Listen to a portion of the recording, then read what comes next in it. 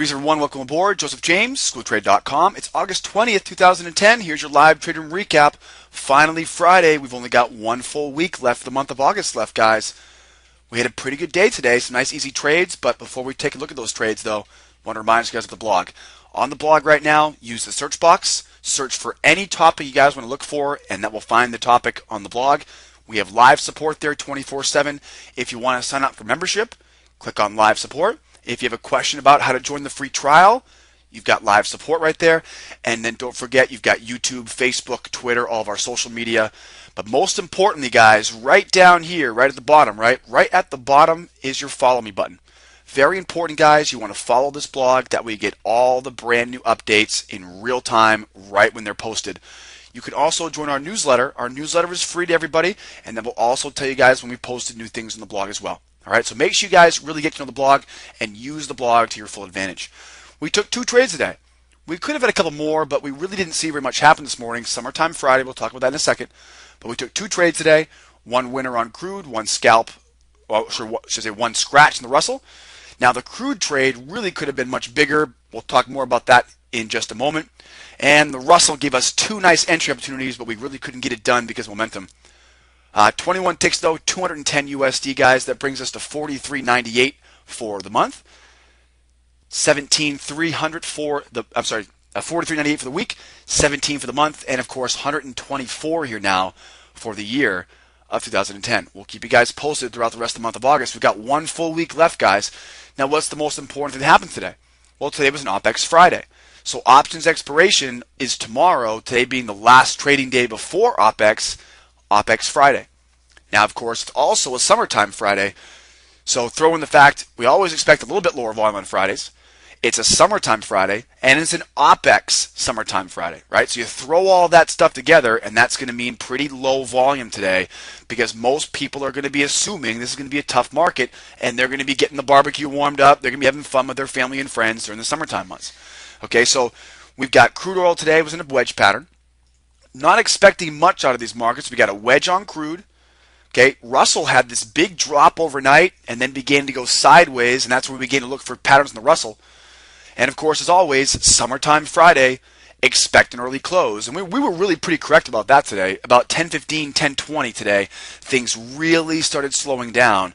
And pretty much after 10:30, we broke for our webinar today. We had a great webinar today on fake out breakouts. So if you guys missed that, that'll be coming out next week on Monday morning. So make sure you guys look out for that webinar recording.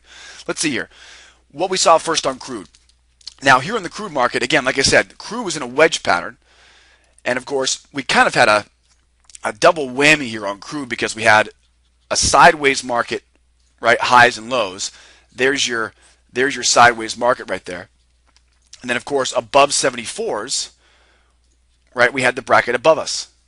Okay, so we had a bracket above 74, a bracket below 74, and then we also found ourselves inside of this wedge.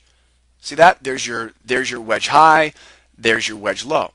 So of course, knowing this information now, it actually lined up pretty perfectly. And we identified the fact that we're now going to, of course, inside of this, right, this channel, right at this range at 74, the trading range here below 74, right, which of course is right here, right, there's my trading range below 74. I'm going to now look to, right, sell 74, buy 52s. Okay, so I'm going to buy above 73.52, the bottom of the wedge. I'm going to sell 74s, which is the top of the wedge. So it actually ended up working out pretty well here for this particular pattern. Now, this is my 34 range chart. Now, guys, I want to remind you guys, a 34 range chart is very similar to a 10-minute, right, maybe a 15-minute chart. So these are going to be pretty slow-moving candlesticks. This is going to be used to identify the main area of price I'm going to look for my trade. So here's my 75.32. I'm sorry, 73.52. My dyslexia acting up again for you. So we got 73.52. That's where I'm looking to buy. Now, I don't know right now where exactly I'm going to be getting long, but I do know if price drops and tests 73.52, I'm going to be a buyer. And I also know if price comes up, right, and hits 74, I'm going to be a seller. All right, guys, so that was pretty much where our areas are going to be, 74 and 52. Now, let's zoom in a little bit closer now, and let's take a look at how this actually worked out. Well, there's your 74 right in the middle. And so what we see here happen is we ended up bouncing above 74s, did not get the chance, of course, to sell at 74, and we defined another sideways range. So here's what happened. We broke above 74, and then all of a sudden here, right, we're going sideways above 74. And so naturally now we mark up these highs, right? Here's my new highs now. Okay, so what happened here was this. We had the 74 high here. Okay, and what happened is we had price that broke out above. We never got a chance, right, to take it short, and it began trading up top. So now here we are. I can now readjust my bracket. Looks like this, right? And now what I've done here is I'm going to mark up my swing low and then take the break below that swing low.